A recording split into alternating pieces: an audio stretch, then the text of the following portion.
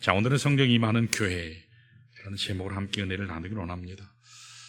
여러분, 세상에서 가장 하나님스럽게 산 사람이 한 분 있어요. 누굴까요? 이 세상에서 가장 하나님스럽게, 항상 성경에 충만하고 항상 하나님을 사랑하고 하나님과 깊이 동행하시다가 이 세상을 떠나신 분이 한 분 있어요. 누구실까요? 예수님이죠. 예수님은 죄가 없으셨죠. 예수님은 항상 하나님의 영에 충만하셨어요.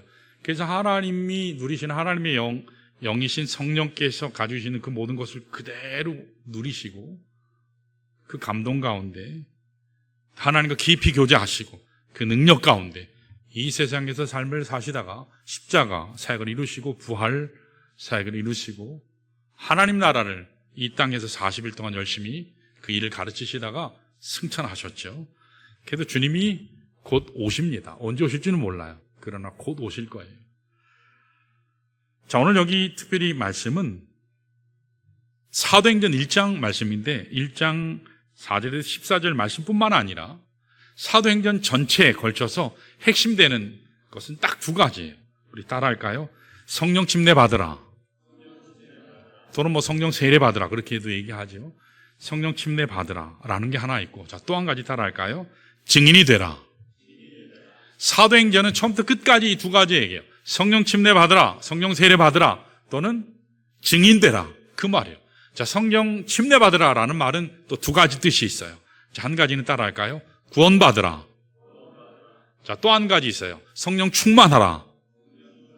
성령 침례 받으라는 말은 성령 받는다라는 말이거든요. 성령 받는다라는 말은 두 가지 의미예요. 그 첫 번째 의미는 구원받는다, 성령 받는다 말은, 그 말은 구원받는다라는 말이에요. 때때로 부흥사들이 성령 받아라, 성령 받아라, 그 얘기는 성령 충만 받으라, 그 뜻이에요. 성경적으로 따지면 성령 받으라 라는 말은 단 한마디예요. 사실은 구원받으라, 하나님의 백성 되라, 천국 백성 되라, 그 말입니다. 사도행전의 핵심이 이 두 가지예요. 성령 침례 받으라, 성령 받으라, 증인 되라, 이 두 가지예요. 그래서 이 두 가지 룰을 가지고 성경을 쫙 읽으면 사도행전은 다 풀려요. 여러분, 성령 받아야 증인된 삶 살 수 있어요. 성령 받아야 복음 전도자의 삶을 살 수가 있는 것입니다. 이를 위해서 예수님께서 사랑하시는 제자들을 마가 요한의 다락방에 모이게 하신 거죠. 여인들도 모이게 하셨고 예수님의 어머니도 그 자리에 계셨죠. 예수님의 동생들도 그 자리에 있었어요. 오늘 우리들도 마찬가지입니다. 오늘 예배 마치자마자 곧장 김밥 들고 음료수 하나씩 받아가지고 차 타시고 곧장 가셔야 돼요. 늦적거리면 여러분 도착이 늦을 수 있어요. 그래서 곧장 가셔야 돼요. 그럼 목사님 설교는 길게 하실 건가요? 아니요, 짧게 할 거예요. 아멘 하시네요. 짧게 안 되니까. 너무 좋았어. 우리가 수련회를 떠나기 전에 충북 괴산 화양농원으로 갈 것인데 떠나기 전에 성령의 새바람으로 일어서는 이 공동체, 성령의 임재가 충만한 교회 되려면 어떻게 될까? 세 가지만 살피고 마치겠습니다. 자, 첫 번째 따라할까요? 자리를 지켜야 한다. 여러분, 자리를 지키셔야 돼요. 자기 위치를 지키셔야 돼요. 하나님이 내게 허락하신, 내게 분부하신 그 자리를 떠나지 말고 잘 지키시기 바랍니다. 그래야 성령 받을 수 있어요. 그래야 성령 충만함을 받을 수 있습니다. 그래야 하나님의 능력을 받을 수 있어요. 그래야 하나님 앞에 온전히 쓰임 받게 될 줄 믿습니다. 또 한 가지는 뭐냐면 따라할까요? 신실해야 된다.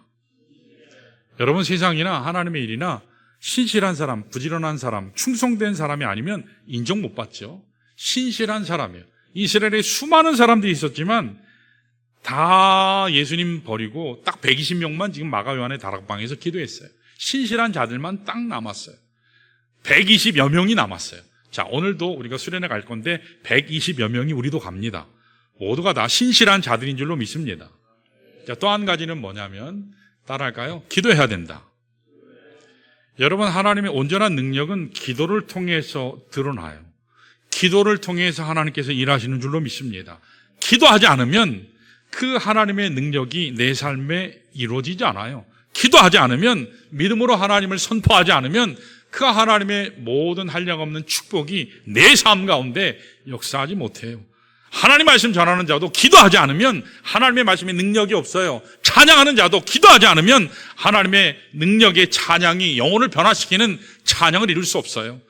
하나님께 기도하지 않으면 내가 교제하는 가운데서도 성령이 역사하지 않아요. 나는 분명히 좋은 뜻으로 교제하는데 말하면서 계속 마음이 상하고 표정 관리하느라고 힘들어지게 되는 경우가 있죠. 자, 세 가지예요. 하나님 은혜 가운데 성령의 세발한 가운데 일어서는 공동체가 되려면 하나님의 임재하심이 있으려면 세 가지예요. 첫 번째 뭐요? 자리를 지켜야 돼요. 그래서 여러분 도망가시면 안 돼요. 내 자리에서. 오늘 이자 집사님도 같이 교제했는데 이자 집사님이 이제 퇴직이 5개월 남았어요. 5개월 남았는데 집사님 회사 생활한 지 언제부터죠? 95년부터 했다고. 만 30년이나. 한 자리에서 30년을 하니까 이미 그건 검증된 사람이죠. 30년이. 한 자리에서 30년 하는 거 쉽지 않죠. 그래서 여러분 다음 10년에도 여러분 함께 하실 줄로 믿습니다. 아멘을 안 해요. 다음 10년에도 함께 하셔야 돼요. 하나님의 교회가 부흥해서 이 자리가 넘치는 그날을 여러분 기대하시기를 바라요. 자, 우리 4절을 한번 보시면 이렇게 나와요. 본문 4절을 보시면 읽습니다. 시작. 사도와 함께 모이사 그들에게 분부하여 이르시되 예루살렘을 떠나지 말고 내게서 들은 바 아버지께서 약속하신 것을 기다리라. 뭐라고 그러셨죠? 주님이요?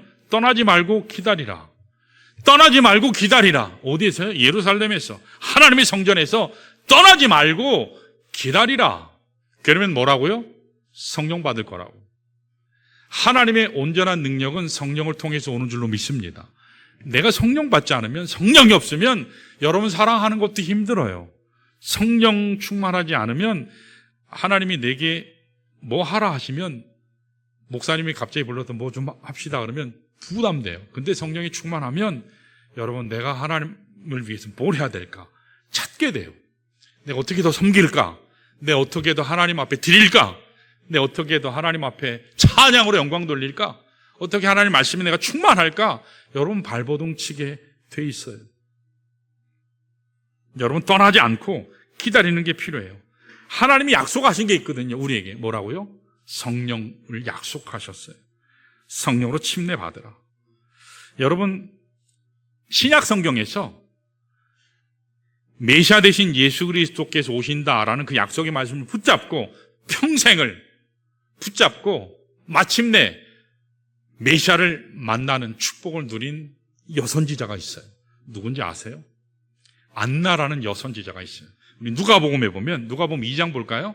2장 36절에 37절에 보면 이렇게 나와요. 읽어볼까요? 시작. 또 아셀 지파 바누엘의 딸 안나라 하는 선지자가 있어 나이가 매우 많았더라. 그가 결혼한 후 7해 동안 남편과 함께 살다가 37절 과부가 되고 80세가 되었더라. 이 사람이 성전을 떠나지 아니하고 죄로 금식하며 기도함으로 섬기더니 38절이요.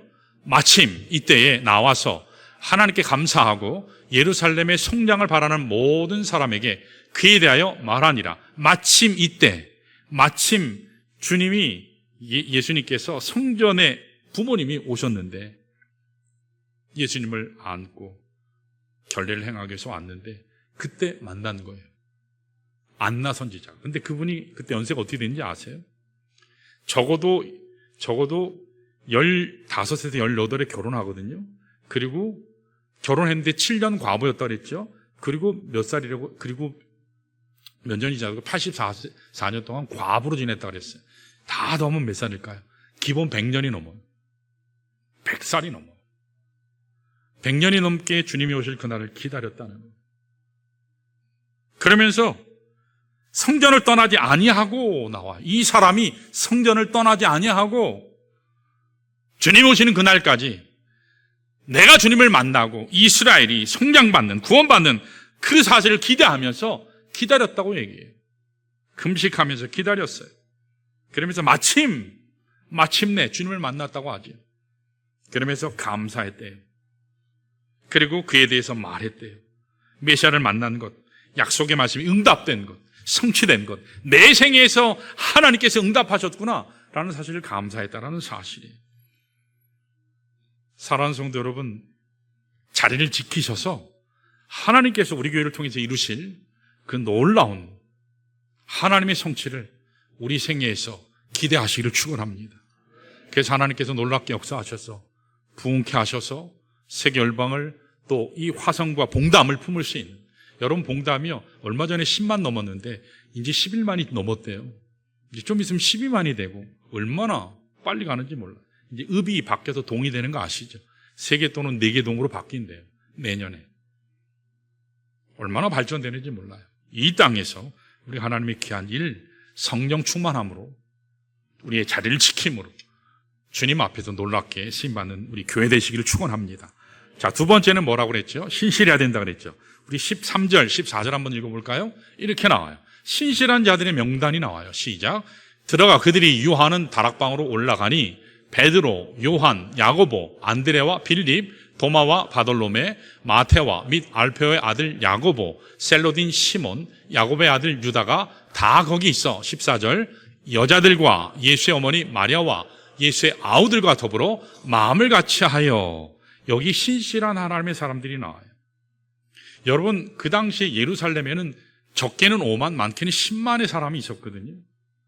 근데 그 중에서 하나님 말씀을 붙잡고 약속의 성령이 오시다라는 그 말씀을 붙잡고 기다리고 신실하게 충성되어 하나님 앞에 선 사람이 딱 120명, 약 120명이었어요.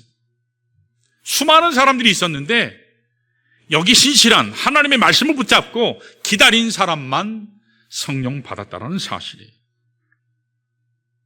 수많은 사람이 있었어요. 여러분, 예수님이 공생애에서 오병우의 기적의 역사를 행할 때 그 자리에 남자만 몇 명이 있다고 그랬는지 아세요? 성경에 5,000명이라고 그래요. 학자들에 의하면 거기 여자 또 어린이 노인들은 뺀 거거든요. 다 합치면 2만 명이 넘어요. 예수님께서 예루살렘 입성하실 때 낙이 타고 입성하실 때 그때도 수많은 사람들이 호산나 다윗의 자손이요 하면서 찬양하면서 주님을 기뻐했어요. 거기 있는 사람들이 어마어마했어요. 수만 명이에요. 부하루에도 500여 형제에게 주님이 나타나셨거든요. 그런데 부활 승천하시고 나서 주님 앞에 그 약속의 말씀을 붙잡고 마가 요한의 다락방에 참석한 사람은 120명밖에 안 됐어요. 그런데 기가 막힌 것은 하나님의 성령이 약속의 말씀을 붙잡은 그들에게 임했다라는 사실입니다. 여러분, 오늘도 마찬가지예요. 하나님의 사역은 많고 적음이 중요한 게 아니라 단 한 사람이라도 온전히 순종하여서 말씀 붙잡고 신실하게 주님 앞에 서는 자를 통해서 하나님께서 일하시는 줄로 믿습니다. 한 사람이요. 온전한 한 사람, 그 한 사람이 순종하면, 소수가 순종하면 작다 할지라도 그 하나가 천이 돼요. 그 하나가 만이 될 줄 믿습니다. 그래서 하나님은 그들을 통해서 지금도 일하시기를 원하신다는 사실을 여러분 기억하시기 바라요. 신실한 한 사람, 신실한 한 사람이요. 여러분, 수많은 무리들이 아닌 참 제자, 주님을 따르는 참 제자 되셔서 주님 앞에 영광 돌리고 성령 충만해서 끝까지 쓰임받는 저 여러분 되시기를 주님의 이름으로 축원합니다. 자, 마지막 세 번째요. 따라할까요? 뭐라 그랬죠? 기도해야 돼요. 기도해요. 신앙은 사실은, 기독교 신앙은 처음부터 끝까지가 다시 기도해요. 기도. 여러분, 기도하지 않으면 능력받지 못하거든요. 성령께서 가장 강력하게 역사하시는 것이 기도예요. 기도를 통해서 역사하세요. 구원도 성령을 통해서 우리가 구원받거든요. 기도의 능력도 성령을 통해서 기도의 능력 받아요. 정결함도 성령을 통해서 받게 돼요. 우리가 성령의 임재도, 하나님의 임재도 기도할 때 성령을 통해서, 말씀을 통해서 된다라는 사실이에요. 자, 여기 있는 사람들은 주께서 응답하실 때까지 기도했어요. 근데 이 무리들이 형성된 것이 쉽지 않거든요. 여러분, 여기에 보면 아까 리스트 사람의 이름들이 쫙 나왔죠. 이 어우러진 공동체거든요. 함께 할 수 없는 거기 왼수들도 있었어요. 서로 간에. 특별히 우리 13절을 보시면 저기 중에 이름이 마태가 있고 그 뒤에 보면 셀롯인 시몬이라고 나와요. 그렇죠? 마태가 있고 누가 있다고요? 셀롯 시몬이 나와요. 셀롯인 시몬이라고 나와요. 이 두 사람은 정치적인, 사회적인 입장이 완전히 다른 사람이에요. 입장이 완전히 다른 사람이에요. 극과 극인 사람이에요. 한자 용어로 얘기하면 불구대천의 원수예요. 한 하늘을 이고 살 수 없는, 둘 중에 하나는 없어져야, 죽어야 살 수 있는 그런 사람, 그런 관계였어요. 마태는 세리였거든요. 세리 중에도 뭐요? 세리장이었어요. 세리는 로마 제국을 위해서 세금 걷는 사람이에요. 그 이스라엘 민족을 세금으로 수탈하는 그런 사람이었어요. 책정된 돈 위에 돈만 바치면 얼마든지 그 외 걷어도 상관없이 수탈할 수 있는 그런 사람들이 바로 세리였거든요. 그래서 세리는 열심당원들의 입장에서는 살생부에 이름이 들어가야 되는 그런 사람들. 특별히 여기 있는 마태는 그랬어요. 죄인의 대명사, 친로마 협력자였어요. 로마의 개와 같은 그런 사람이었거든요. 개인의 이익을 위해서 민족을 수탈하는 그런 사람, 짐승의 탈을 쓴 사람. 그 반면에 셀롯인 시몬은 원래 이름이 시몬이거든요. 근데 그 앞에 셀롯이라는 말이 붙은 것은 별명이에요. 셀롯은 질롯이라고 하는 열심당이라는 말의 약자거든요. 그러니까 열심당원 시몬 이 뜻이에요. 셀롯인 시몬, 이것은 열심당원 시몬 이 뜻입니다. 열심당원은 로마의 지배를 하나님의 통치에 대한 모욕으로 여겼어요. 민족 독립을 위해서는 무력도 살인도 마다하지 않는 그런 사람들이었어요. 이 사람들은 항상 이 주머니에 칼을 들고 다녔어요. 언제든지 그 매국노 죽이려고, 로마에 협력하는 사람들을 죽이려고. 하나님의 백성을 배신한 자들이기 때문에. 그래서 이 마태와 셀로디는 두 사람은 정반대 입장에 있는 왼수지간이었어요. 서로 같이 하지 않아요. 동석하지 않아요. 함께 하지 않습니다.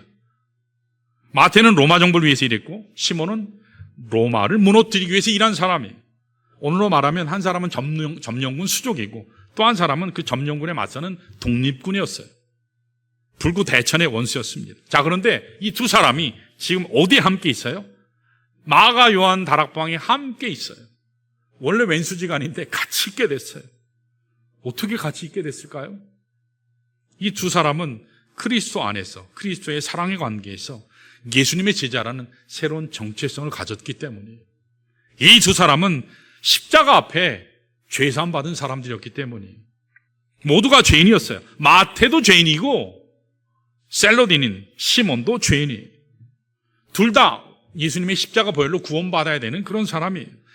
예수님은 세리만 용서하신 것이 아니고 분노와 증오를 품은 열심당원인 시몬도 용서하셨어요. 둘 다 은혜로 구원받은 사람이에요.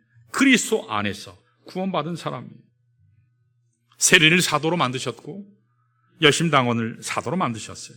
원수된 사람들로 하여금 형제가 되게 만드셨어요. 이게 그리스도의 사랑의 능력이죠. 파워지. 이것이 바로 성령이 임하는 공동체가 되는 교회의 시작이었어요. 또 하나 보면 여기 14절에 여인들이라고 나오거든요. 14절에 보면 여인들이요.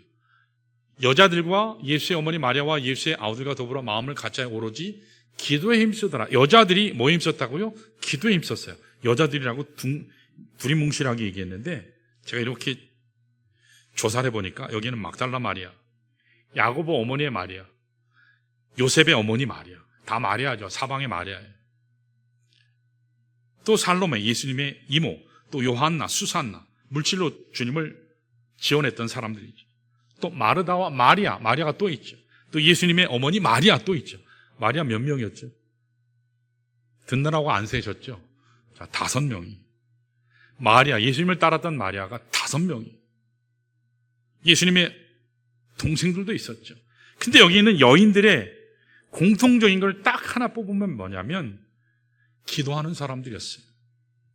사도행전 1장 14절 아까 뒤에 보면 오로지 뭐에 힘썼다고요? 기도에 힘썼어요. 뭐 받기 위해서? 성령 받기 위해서. 하나님, 이제 우리를 통해서 하나님이 일하십시오. 그래서 그들이 하나님께 준비된 소수의 사람들로 하나님 앞에 쓰임받게 됐어요. 사랑하는 성도 여러분, 이번 수련을 통해서 여러분들은 뭘 기대하세요? 야, 빨리 설교가 빨리 끝나야 되는데 12시 안에 끝날까? 그걸 기대하세요? 그걸 기대하세요? 여러분, 이번 수련을 통해서 여러분은 뭘 기대하세요? 여러분, 하나님의 임재를 기대하시기를 축원합니다.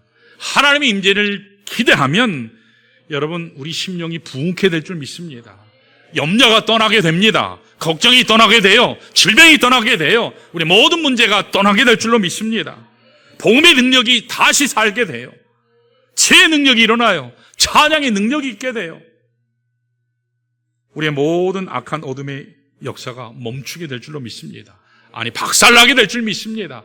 여러분, 이와 같은 하나님의 임재를 기대하시기를 축원합니다. 그래서 성도들도, 참여 못하시는 성도들도 여러분 기도해 주셔야 돼요. 하나님, 내 삶의, 이번 주에 내 삶의 가정에 하나님 임재가 충만하셔서 모든 삶의 문제가 다 해결되게 하옵소서. 물질의 문제도 해결되고, 건강의 문제도 해결되고, 관계의 문제도 해결되고, 모든 어둠의 문제가 다 해결되어서 하나님께 영광 돌리게 하옵소서. 수련회에 참여한 모든 성도들이 말씀 듣고 찬양하고 교제할 때 하나님의 임재에 충만케 하셔서 다 기쁜 얼굴로 만날 수 있도록 주님 도와주십시오. 그렇게 기도하시기를 축원합니다. 자, 이 시간에 모두 일어나셔서 우리 주기도문 찬양하시고서 예배 마치도록 하겠습니다.